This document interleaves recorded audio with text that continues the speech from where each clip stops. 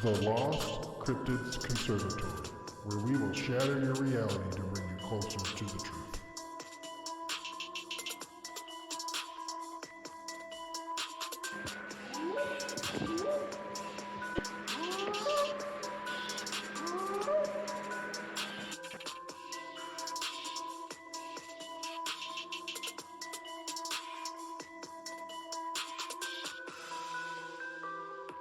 Thank you, everybody, for coming back after lunch. I wouldn't put the chair that close to the. I just see like people me going over? catapulting.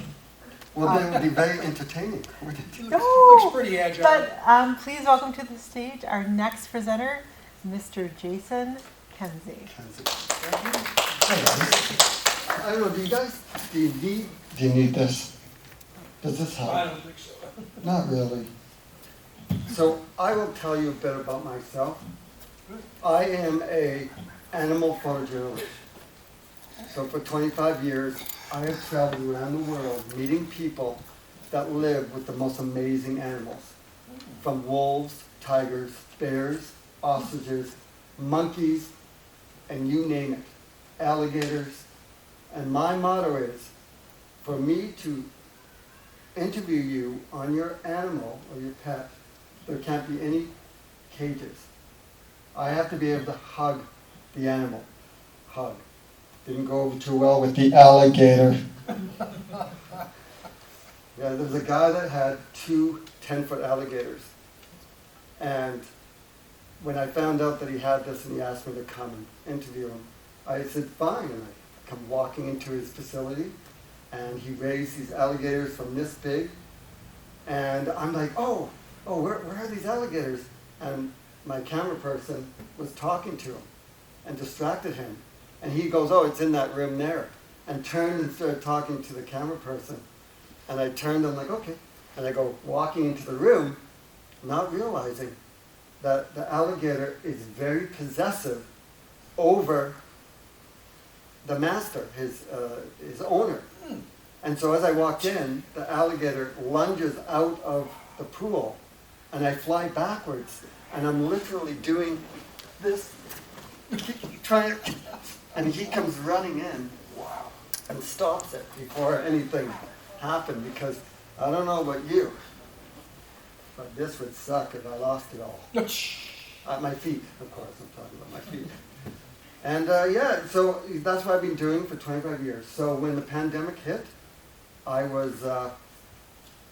got focused on thinking, well, I'm going to do Sasquatch, because Sasquatch is like an animal. But I'm kind of an open-minded skeptic. So I didn't know what to believe. And I started interviewing someone. Someone said, look, I had an encounter with Sasquatch. So I went over and I interviewed them, and the story they told me just blew my mind. And I asked all the questions. Could it be a bear? Could it be a porcupine? Could it be a chipmunk? Because, late at night, the little-tiny chipmunk can sound like a grizzly bear walking through the forest, because your imagination goes crazy. And of course, all the, check off the box, no. And so he said, well, you have to go and talk to this person. So I went and talked to another person, and that person told me an incredible story. And I have chapter 2, Searching for Sasquatch, a documentary that I made of my experiences going into the forest, sometimes by myself, because sometimes my camera people would get kind of scared and want to run off, and I had to try and stop them. But everybody that I talked to would lead me to someone else. So in chapter 1, this is chapter 2 I'm going to show you tonight, and chapter 1 led me to an area in the middle of the mountains, to a lake where I had a drone with me, and I flew it over the lake, and there were hundreds of these huge footprints just walking through the lake. And the First Nations people told me that is a migration path. And when I looked on the map, you could see where it would, it lines up to other, and I talked to some of the First Nations where they had rocks thrown at their houses, or their houses were being pushed. And like I said, being a skeptic, I do not look at anyone who says they've seen a Sasquatch as a bad thing. Like I'm not judgmental. I'm open-minded. So then it led me to chapter 2, where I interviewed an officer, an informant, or like an RCMP officer, who said that they had an encounter where they saw a UFO. And there was a bright light, and right after that there was 2 Sasquatches that came walking out of the forest. And I begged to interview her. Begged her. I begged to interview her, and she said, no. And I said, well, I'll black you out, and I will change your voice. And she still said no. So finally I said, let me do a test, and I'll show you what I can do. So I did a little test, and I showed her, and she said, okay, we'll do it. And so that's in chapter 2. And I've interviewed psychics, mediums, a woman that is a channeler to this god being named Pax. Does anyone know who Pax is? Pax is allegedly a god being. And it's one of the questions I asked her. And she's a channeler where it comes through, and she writes. She writes books through this Pax person. So she'll be like doing something, like writing a book or something, and all of a sudden she'll just get into this zone, and Pax will come through. And remember, I'm being a skeptic, I'm like, I want to believe it, right? But until, I don't know what to believe 100%. But I asked her, well, ask Pax what Sasquatch is. And she did, and that's what she sounded like. No, I asked her what Sasquatch is, and she told me. She told me what Pax told her. And I asked her, is Pax the actual God that everyone talks about? And she said, well, he's the almighty universe.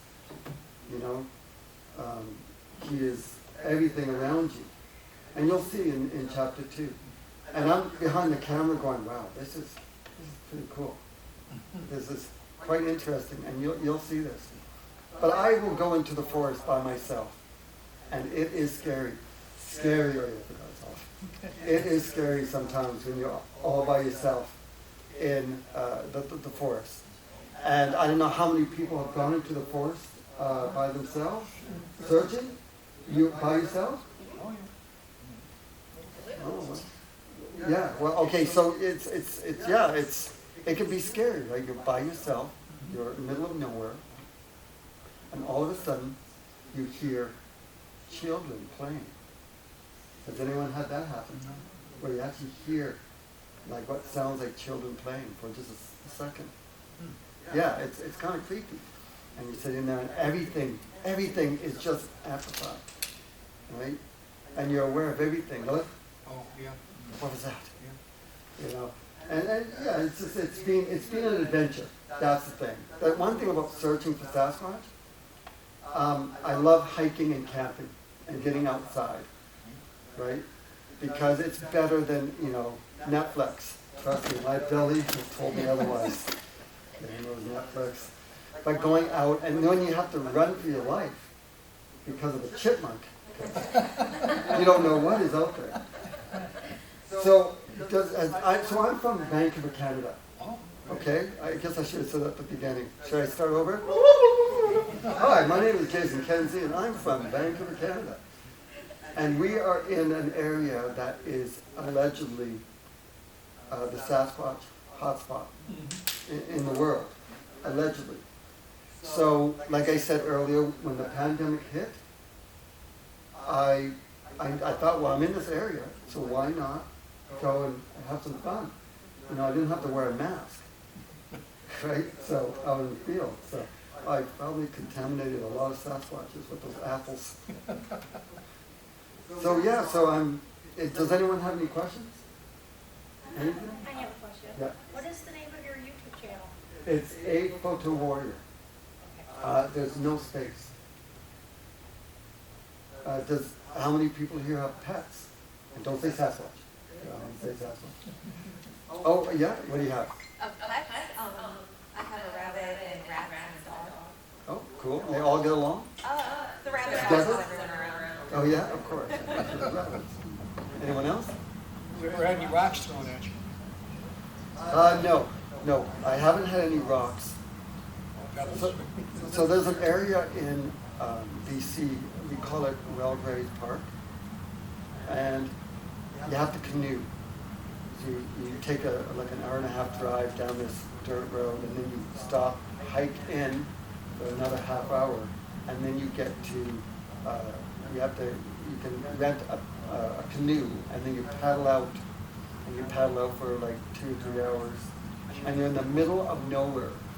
And so when I start my documentaries, I'm always like, oh, this is going to be great.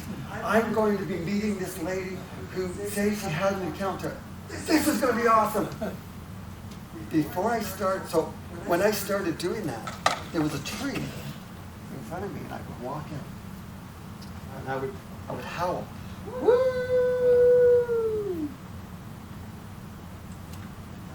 Nothing. But guess what? I'm on my way to meet this guy, to meet this with the Sasquatch encounter. It's going to be awesome. I would always screw up. I'd be like, I'm on my way. Oh, let me try again. I get behind the tree and I come back out. Woo! So I screwed up 4 times. On the 4th time, when I came out of the tree and I howled, I was like, I got this guzzling growl that went on for like, I think, 10 seconds. It was like, and I'm wearing a microphone, like a wireless microphone. And those wireless microphones, they're made so you don't see any, so you don't hear anything from outside, right? It's made so it cuts out the ambient sound. Well, when I went, I was kind of upset throughout the whole time because I'm thinking, well, I didn't get it because I just realized, why am I holding this the entire time? Watch, I'm going to forget and go. So anyway, and I get home and I could hear it on the mic. I picked it up, but it sounds like a ooh. That's what it sounds like. But in real life, it was like a growl. And all I could think of is, oh my gosh, could that be maybe a tree that was like scraping? But I only did it once. So, yeah, so I don't know. So I went back up there with a camera, and I'm talking, right? Because my camera person was too scared to come with me. So I went up by myself. I'm talking, I'm looking, and I could see in the distance, I'm like, I see this black outline. And I'm looking at it. I'm thinking, is that a bear? Or is that like a burnt log?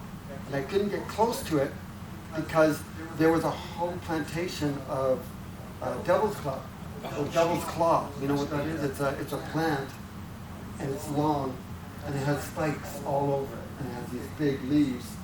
And there was a whole forest of it between me and probably 100 feet away. The black thing was shaped as a gorilla. It was actually shaped as a gorilla. I'm trying to look, and I'm filming, and my camera is going in and out of focus. And I'm a photographer, so I'm like trying to get, and at the same time I want to get close to it. But at the same time I'm thinking, well, if it's a bear, if I have to run, I have to run right through this devil's claw. So I decided not to go any closer. And so all this is in chapter 3. So you're not going to see it on this documentary here. But yeah, so if no one has any other questions, anything? No? Let's see the documentary, and maybe that'll spur some more questions. Yeah, well, watch the documentary, and then you can come and ask questions. What do you have, little guy? What's your question? How was it with the tiger? Good question, good question. The tiger was scary. It was a pet that lived in a house with some guys, and yeah, it was quite interesting. And sit back down. Sit back down. Okay, so let's watch the documentary. I'm going to play it now. If you can turn the lights off. What time is that? No, this is, yeah, part 2.